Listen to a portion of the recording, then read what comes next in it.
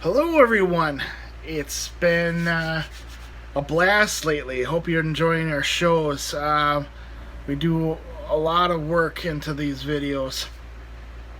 Um, Happy 4th of July, everyone. Hopefully, you're not blowing your hands off or starting on anyone on fire. Just be safe out there. Anywho, our updates and a rant here. We'll be talking about our last show with Ed Gein, our show with Aslan a little bit here, and our upcoming case that came out of the Ed Gein case that I can't get my mind off of, and that is the Michigan Triangle.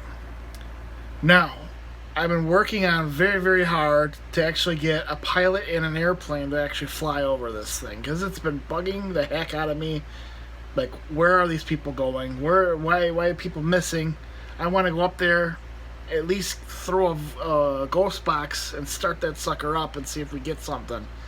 Now, this is kind of dangerous stuff, I think. A lot of the team kind of expressed their feelings towards this, that it, like, Brian, this is pretty freaking dangerous. You know, there's a reason why there's people not doing shows about it. Like, yeah, but it is one of the biggest mysteries, I think, on the planet, even over the Bermuda Triangle, because there's a lot more people missing than the Bermuda Triangle. And I was like, wow, it's actually a Bermuda Triangle right there in the lakes, not even 90 minutes away from us. How the heck did I miss this? I mean, I've heard of it before, but it never really piqued my interest until now. I don't know why. I just have this like weird feeling to go do it. Now, this Friday we were going to do a part 2 to that Gein stuff, and I was like, no, man, we're gonna do this because I think it's way more interesting than Jeffrey Dahmer. Because I feel, it was more or less, I feel that Jeffrey Dahmer is possessed by the Wendigo or some kind of cannibalistic spirit thing. And I really don't want to really go too much more into the cannibalistic stuff. I kind of got disgusted with Ed Gein. I with that particular case, I just couldn't. I think his mom felt my disgust for him, that she was sticking up for him, and I felt that he wasn't there anymore. He like thinks he's a fucking celebrity spirit. I don't give a shit. So I'm kind of gonna lead away from that and go with the Michigan stuff because, man, this has been bugging the heck out of me for some time now, and ever since the Ed Gein trying to find the Devil's Triangle in Wisconsin, which I think is a bunch of hogwash. I don't think it's really anything. I think somebody just made it up. So I'm going to leave it as is, and we're not even going to look into that anymore. Yeah, complete waste of time, I think. The Michigan Triangle, it starts in Kenosha all the way over to Michigan and back to there's 2 points in Michigan, and then there's 1 point here in Wisconsin, which is 90 minutes away. Is actually the arrow is in Manitowoc, which is kind of weird. I actually looked into the history a little bit to see if people actually weren't missing inland, because it looks like the triangle, the connection is right into the middle of Manitowoc itself on land. I was like, wow, I don't even have to leave, go out there. Now, back to this little thing, man, we do have a pilot to fly over, but it's more or less getting a plane to do that. because I really don't want to go to the water itself. I don't want to be anywhere near the water. It kind of freaks me out. I mean, I flew over it before, in a plane in the Chicago area, but it wasn't near the triangle. Um, the turbulence alone can get freaky right above that place. I guess what's bugging me the most is people are just like they just disappear in nice days there. The tower, the radar towers, like they can see the plane in the sky, and all of a sudden they're like sucked out of the sky, like they're gone. Like no GPS signal, nothing, no radio. They're just completely gone. Like where are these people going? I mean, is there UFOs snatching these things and pulling them underneath the water? Or, like, what the heck is going on? Like, why isn't this not looked into more than the Bermuda Triangle? Because there is more missing cases with this. And it goes back further in time, in the 1800s. I mean, geez, we got one of the most in the world of missing boats and planes in this particular lake. And I was like, wow, what the? And I was just doing a little research on it, and it's like, I thought it was a bunch of hogwash, but I mean, it's really hard proof that people are just ending up missing. And now that comes into the part where, we're kind of freaked out.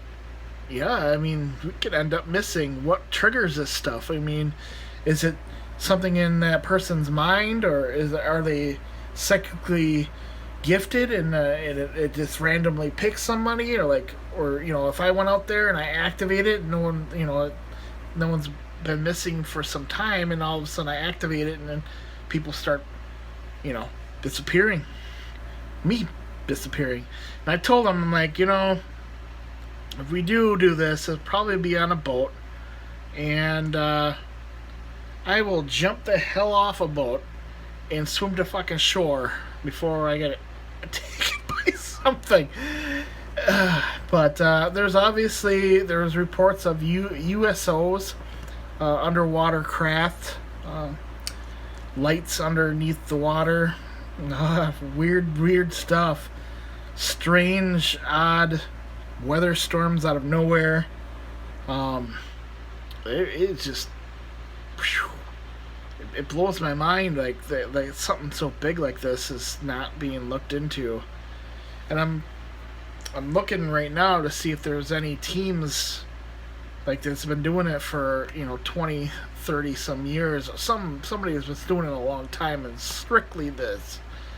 I think that I would feel better having somebody that's been investigating this for a really long time, and that's pretty much what they've been looking into all their life. Because, I mean, think about it. I mean, it's dangerous. It's real dangerous. Now, my original goal was to fly overhead and pull out a ghost box or something and get some EVPs. But then again, the engines of the plane might be too loud. So, I mean, cutting the engines off a boat and sitting out in the boat at the tip of the triangle and try to get an EVP off a digital recorder or a ghost box and try to get this thing going. Mind-blowing stuff. Obviously, I've been trying to think of how to do a show like this. Man, it just freaks me out every time I think about it. And obviously my curiosity is getting to me. It's getting to me the best of me, and I need to go do this before it drives me absolutely bonkers. Because I put off other cases already. I have so many that I wanted to do. this Friday, and I had to pick one, and I'm thinking I'm going to be doing the Michigan Triangle. It seems the most powerful of all the places that I picked. Obviously, the most powerful. People just gone on the face of the planet of the Earth, which just boggles my mind. Uh, let's talk about energies at places. Now, like the Ed Gein thing. Murderers. Now, I've actually been thinking about going to the villa, the ex-murder house in Iowa. And the team kind of wants to go there. I know we had 2 team members that that went there and warned us not to go there because their team lead got possessed or whatever. And I was like, I'm not afraid of that particular stuff. I'm more concerned that it could become a mental stress, physical mental stress, nothing to do with the paranormal aspect of it, and just the energy in general of something tragic happening in that particular area. And I'm not saying that, just going there physically. I mean, obviously, if you're physically able to protect yourself psychically, blah, blah, blah. I'm talking about actually sleeping there overnight, like going to sleep and having your unconscious mind take over. If you're not well prepared to like control your dreams or be able to determine that you are in a dream state, that these entities can actually hitch a ride on you, hitch a ride into your unconscious mind and leave these areas that are pretty much keeping them there. Certain entities I think want to leave areas and they can't, and they need people to take a ride on. And that's where possession comes into play. Now I'm not going to get into possession completely, whatever, but it's more or less, like I say, I'm concerned that the psyche of the human mind being subjected to that kind of energy while you're sleeping, having no control over it. So the villa house, you have the ability to sleep there overnight, and I think that's the only time you can investigate is overnight or whatever. I don't know. I really didn't look into it too far, but we're thinking about doing that at the end of the year. I don't sleep at night, so it's not going to be a problem for me anyway. Unconsciously, anyways. And I'm not saying it can affect you, while you're awake. It obviously does. Certain people, I think certain people shouldn't be ghost hunting if, they let things affect them that deeply, And I'm not saying the guy that was there, just saying that certain things can affect people differently. You don't know how people are going to react, Now, what really made me change my mind, it's nothing to do with it being on TV or it was one of those popular places. Like I said, I don't care to pay for places. It should be the other way around. Like I said, I think places should be paying us to go in and looking at that. I understand that, some people, are there for a profit, blah, blah, blah. I don't see any difference in the paranormal team really doing it than a place doing it for money. Anyways, that's a whole nother topic that can start a shitstorm I don't really care about thinking about right now. I have too many other things to worry about than drama on here and other teams thinking stupid things like, why the hell do you use a ghost box? That's amateurish and blah, blah, blah. I'm like, I've proven plenty of times that the ghost box can be pretty freaking crazy accurate. Now, that actually reminds me that we had a comment on the Sheboygan home. It's not too long ago. And I don't know if any of you remember watching that. If you didn't watch it before, I do recommend going back. This is a pretty cool, something really cool that I haven't really thought about until actually today. I remember on that show that I said something tragic. Something tragic happened on this lake, or happened on the water, that these spirits are coming into the Sheboygan shores and causing this chaotic feeling there. Now, we had 2 or 3 cases in Sheboygan already that they're like off the wall freaking nuts.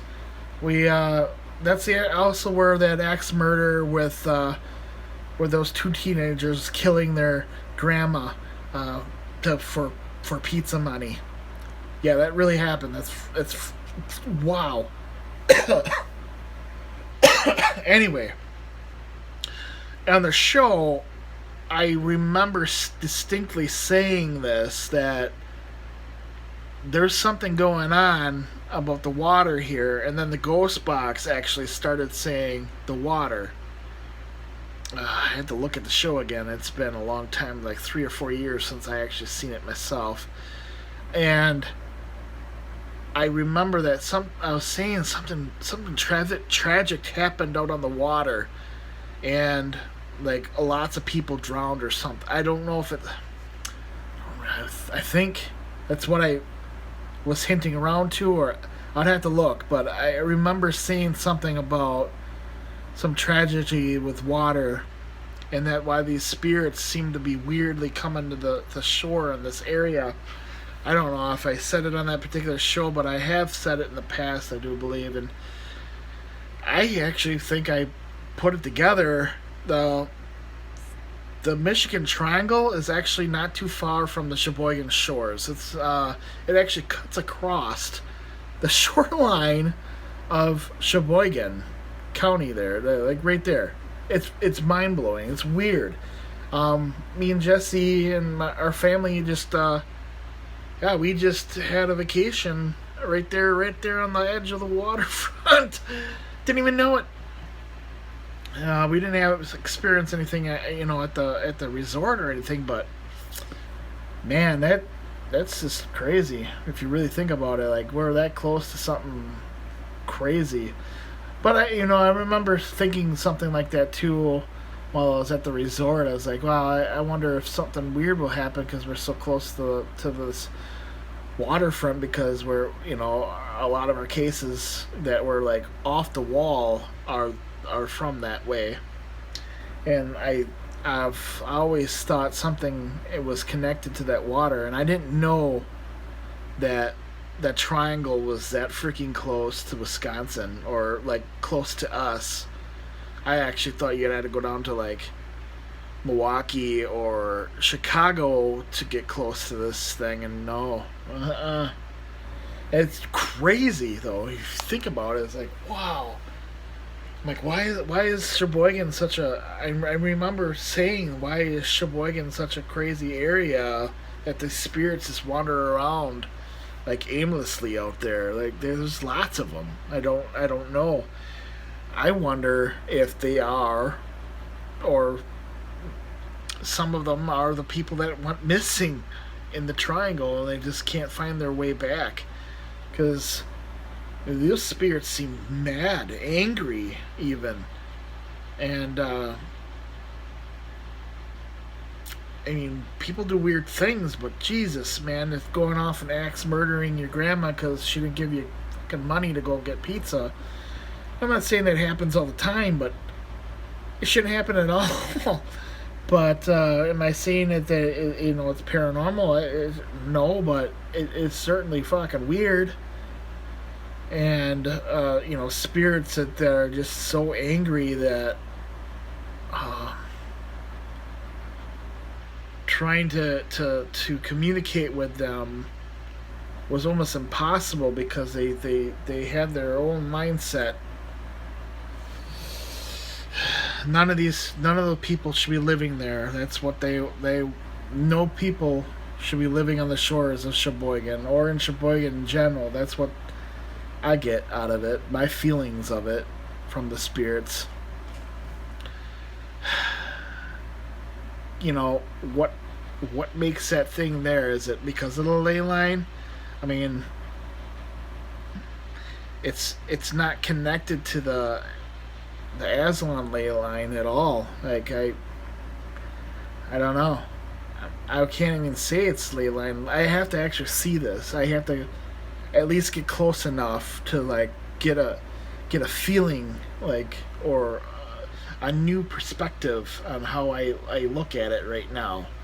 I mean because it's I mean I don't even know how to do the show right now. I mean I have an idea, but it all depends on how what time of day we get out there, if we can get out there at all, or if the show's gonna be on the freaking docks of Manitowoc or even in Sheboygan for that matter. But yeah. Anyways, let's talk a little electronics that I've been thinking about doing with the show. Um, you might have seen the 360 cameras that are coming out. I was actually thinking about getting one and getting it modified for IR so you can see in the dark 360 around, and you can move the camera around on YouTube and look around as I'm talking or whatever. I think that's pretty cool. Or we might be going 3D. Depends on if the new iPhone actually comes out with the 3D effects. We'll probably just start shooting in 3D using the cardboard thing. I don't know. Maybe do one show like that because it looks like a headache. It looks like a headache to edit. Or I don't even know if you can edit 360 and 3D or all that stuff all together. I don't think you can. Not yet, anyways. I'm not that advanced. I'm advanced. I think I'm an average editor, but when it comes to that, it looks complicated. To be editing that kind of stuff together like that. Yeah, I think I touched everything that I want to talk about. Like I said, though, I mean, there's a few other places that have been on my mind, but obviously I'm going to put them off, and I don't know if I'm going to get to them or not. Eventually, maybe think of them again down the road while the end of the year is coming pretty fast. If I forgot something, I think. Yeah, I don't... We got the Ed Gein thing and Dahmer, 360, Michigan thing. I think I have everything that I wanted to talk about. Yeah, I think that's it. Oh, no. One more thing. Now, I was thinking, a lot of people think that we goof around. And we do. That it's more or less a show thing with that, but we understand like when new people watch it and they're like, what the heck? These guys are just goofing off, they're gonna get killed, they don't know what they're doing. Thing is, we're very aware of our surroundings pretty much half the time or all the time. When we get that feeling that we need to get the heck out of there, we leave. We leave. Sometimes we stretch it a little. There's a few times we almost died, falling off the side of a cliff or something, or falling down a stage or whatever. And this particular thing too, I mean, there's a possibility that we can end up missing. there's a possibility in that there is weird things in this world that you can just end up missing for no apparent reason. No one touches you, nobody does it, you just disappear. I realize that. And it's terrifying. It really is. I guess it bugs me that people are like, "There's nothing that exists out there. Oh, it's a normal day life thing." Like, I guess but I guess that's what bugs me to make more videos, because I know there's weird shit out there. If I get it on camera, I get it on camera. I mean, people will see it. But then again, if I get something on camera, people are just gonna say it's fake. you know, and I don't think we should be serious all the time. I think keep the idea that yes, we can get killed doing this, but at the same time,